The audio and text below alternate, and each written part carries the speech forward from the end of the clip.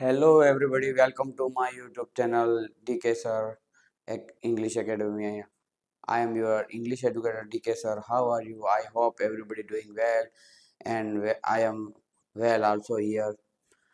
Today I tell you about the poem number 1, My Mother at 66. Already I given the 8 lesson of Flamingo book, all the knowledge of these lessons. So please first of all you watch all this video, then you start this poem. हाँ, आपको एक बार फिर से समझा दूँ, अगर if you are new on this channel, so first of all you subscribe this channel, then you start your poem. My mother at 66 is its poetess कमला दास. हाँ, तो ये जो पोएम है माय मदर एट 66, इसकी जो पोएटेस है उसका नाम है कमला दास.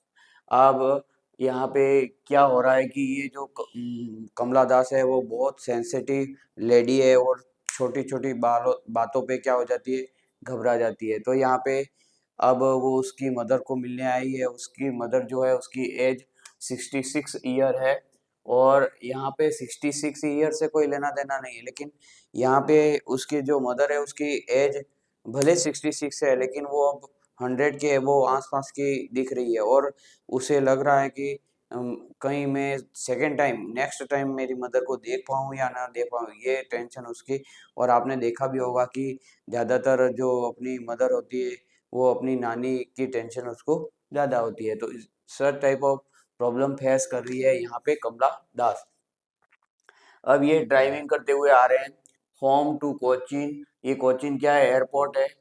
और वहाँ पे लास्ट फ्राइडे के समय अब ड्राइविंग कर रहे हैं, यानी कार में आगे बैठी हुई है कमला दास और पीछे उसकी मदर जो वहाँ पे बैठी हुई है. और वहाँ पे वो डोज ले रही है. डोज का अर्थ क्या होता है, यहाँ पे झपकी या नींद लेना, ठीक है.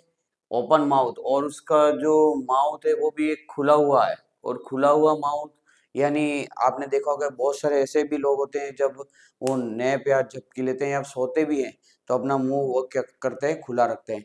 लेकिन इनकी जो मदर है उनकी कंडीशन, उसके चेहरे की जो हाव भाव कंडीशन को देखते हुए वो इस प्रकार से लग रहा है कि और उसका जो एक्शन है यानी एकदम उसका फेस भी ब्लैक हो गया है. लाइक कॉर्पस यानी एक लाश के समान उसे दिख रही है, यानी कोई मरा हुआ व्यक्ति पड़ा हो. जस्ट लाइक दैट उसकी मदर, यानी ओपन माउथ भी उसी टाइप से उसको दिख रहा. She looked outside.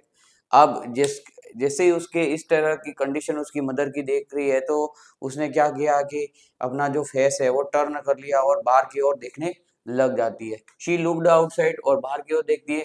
Young trees, यानी वो जो एकदम यंग ट्रीज है वो कितने यंग है, और मेरी मदर जो है जस्ट उसके अपोजिट कितनी ओल्ड है. और स्प्लिटिंग यानी पीछे छूटते हुए जा रहे हैं. एंड यंग चिल्ड्रन, ये जो यंग चिल्ड्रन है ये क्या कर रही है, मेटाफोर यानी इसमें कंपैरिजन कर रही है. ये जो चिल्ड्रन है वो एकदम यंग है और यंग चिल्ड्रन जो है प्लेइंग कर रहे हैं मैरीली, एकदम हैप्पीली, खुशी से. वाइल और फिर क्या होता है कि थोड़ी देर में फिर वो वहाँ पे एयरपोर्ट पे आ जाते हैं. और एयरपोर्ट में जब उनकी जो पासपोर्ट की क्या होती है, चेकिंग होती है, जिसके दौरान क्या होता है, वंस अगेन फिर क्या होता है कि शी सा हर मदर. और पहले तो क्या था, गाड़ी में उसकी मदर की ओर देख रही थी और वो बहुत ज्यादा टेंशन में आ जाती है, लेकिन राइट नाउ अपना फेस वो हटा लेती है.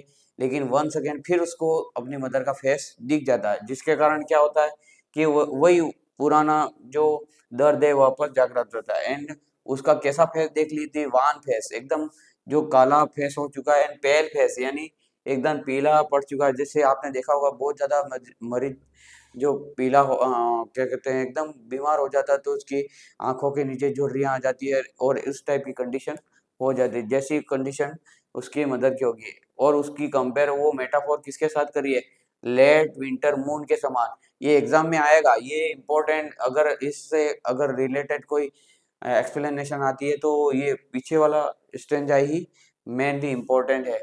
और उसको किससे कंपेयर किया, लेट विंटर्स मून, यानी विंटर का जो आपने देखा होगा कि विंटर के समय धुंध छा जाती है, जिसके कारण यहाँ पे जो मून है वो स्पष्ट रूप से नहीं दिखता है. उसी प्रकार उसकी माँ मदर का भी फेस स्पष्ट रूप से नहीं दिख रहा है. Now she feel old familiar एक, अब उसको वही पुराना जो एक का अर्थ होता दर्द, यानी फेमिलियर एक, यानी जब वो छोटी थी, कमला दास जब छोटी थी तब भी उसकी मदर बहुत ज्यादा बीमार हो जाती है और ऐसी कंडीशन हो जाती है कि बस वो मरने वाली है। तो वही पुराना दर्द वापस उसके माइंड में आ जाता है और हर चाइल्डहुड फियर, और उसके जो बचपन का यही दर्द जो अभी मैंने थोड़ी देर पहले बताया। But at last she said see you soon अम्मा, और फिर से मिलेंगे अम्मा, ऐसा कहकर वो वहां से चली जाती है। लेकिन वो अपनी अम्मा के सामने 3 प्रकार की स्माइल करती है, जिसमें 2 स्माइल तो एकदम झूठी है और एक स्माइल एकदम सच्ची है। तो झूठी स्माइल में क्या है, हाइड देयर मदर्स डेथ, और उस स्माइल में उसको उसके चेहरे को देखकर लग रहा है कि मेरी जो मदर है उसकी, ये लिख लेना स्पेशली, क्योंकि यहाँ पे आपको पूछ सकता है कि तीनों स्माइल का मीन क्या होता है।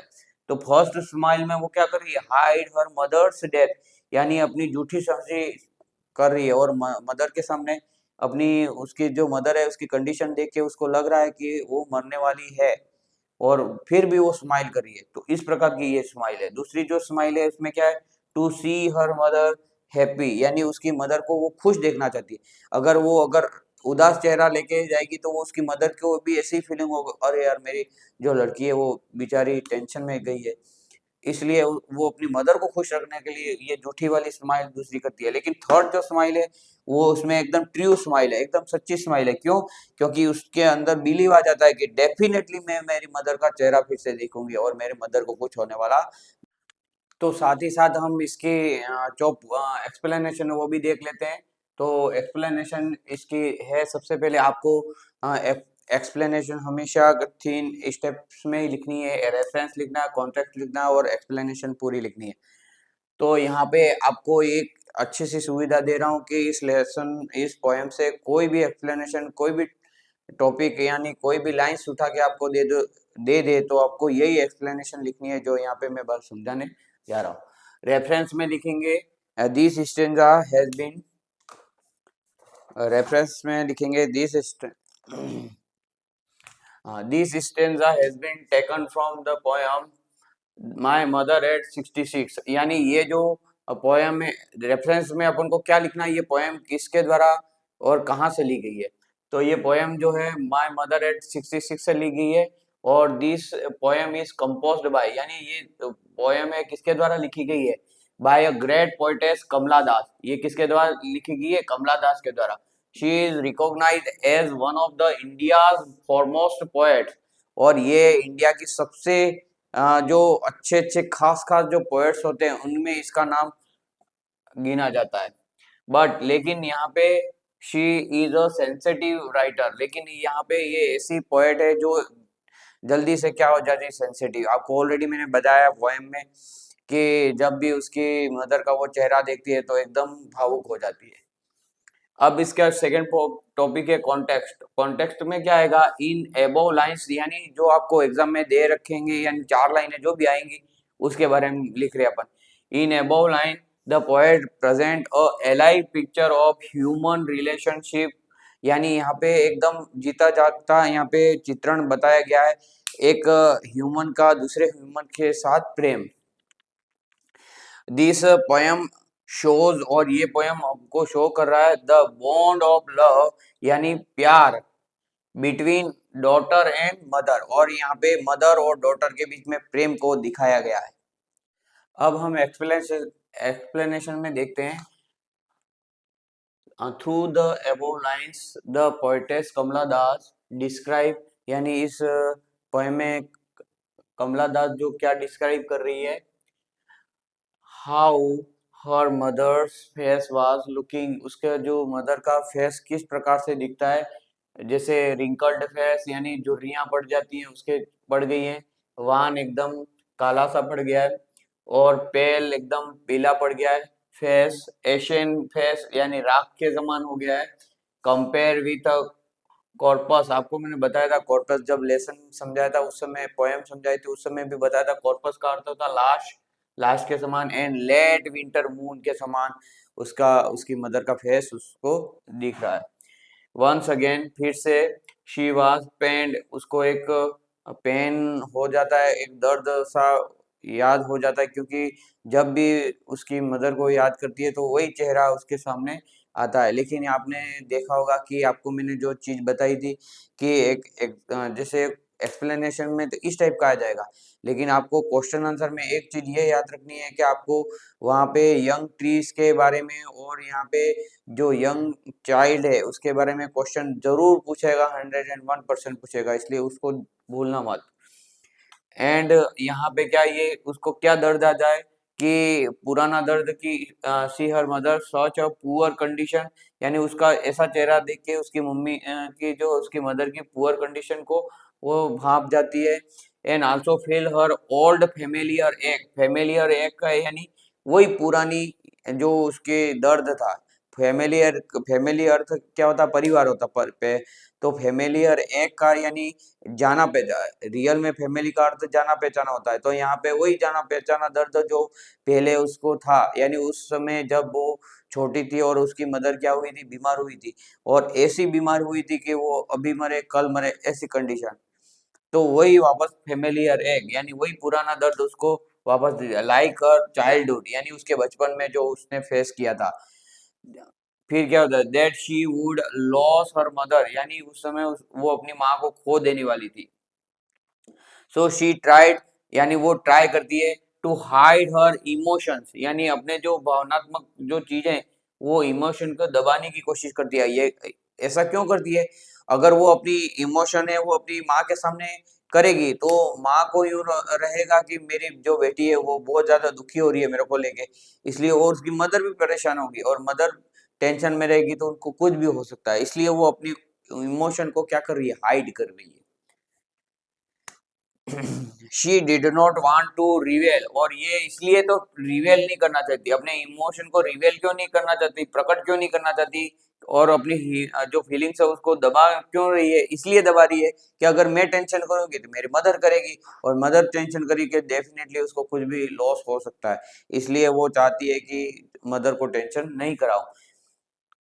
And herself by saying that she would meet again, लेकिन जब वो बाय बाय करती हुई जब वहां से जाती है तो वहां पे वो ऐसा कहती है कि वी शुड मीट अगेन अम्मा, ऐसा करके स्माइल करती हुई वो जाती है। और यहाँ पे वो थ्री टाइप की स्माइल बताई गई है, राइटर द्वारा तीन प्रकार की स्माइल की गई है। ऐसा मैंने जब पोएम आगे अभी थोड़ी देर पहले पढ़ाई उसमें भी मैंने बताया कि तीन प्रकार की कौन कौन सी स्माइल होती है। तो फर्स्ट जो स्माइल होती है उसमें हाइड हर मदर्स डेथ, यानी उसको विश्वास है कि मेरे मदर की ऐसी कंडीशन है कि ये आज नहीं तो कल इसकी डेथ संभव है, ऐसी कंडीशन हो गई है। फिर भी ऐसी कंडीशन होने के बाद भी वो यानी झूठी झूठी स्माइल उसकी मदर के सामने वो कर रही है। इट मीन्स पहली जो स्माइल है वो झूठी स्माइल है, यानी वो उसमें अपने मदर की जो डेथ है उसको क्या कर रही है, डेथ को हाइड करके अपने इमोशन को क्या करनी है, रिवेल नहीं करना चाहती, प्रकट नहीं करना चाहिए। और जो सेकंड नंबर की जो स्माइल करती है उस वो भी स्माइल कैसी होती है, झूठी होती है, उसमें क्या कर रही है, to see her mother happy, यानी वो अपनी माँ को खुश देखना चाहती है, और खुश देखने के कारण वो क्या कर रही है, खुद भी खुश हो रही है, ताकि मेरी मदर मुझे देख के यूं लगे कि मेरी बेटी खुश है तो मैं भी खुश हूँ। इस प्रकार से अपनी जो स्माइल के अंदर अपनी जो इमोशंस है उसको रिवेल कर रही है, यानी प्रकट करना नहीं चाहती है, और अपने सभी इमोशन को दबा रही है।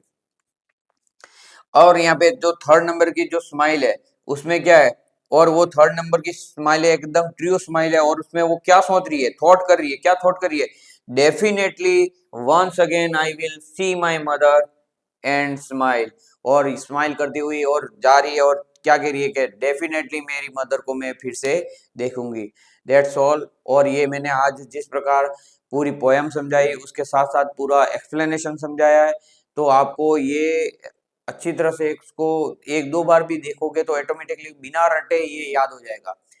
और अगर आप इस चैनल पे नए हो तो जल्दी से इसको सब्सक्राइब करेंगे, बेल आइकन को प्रेस करेंगे, लाइक और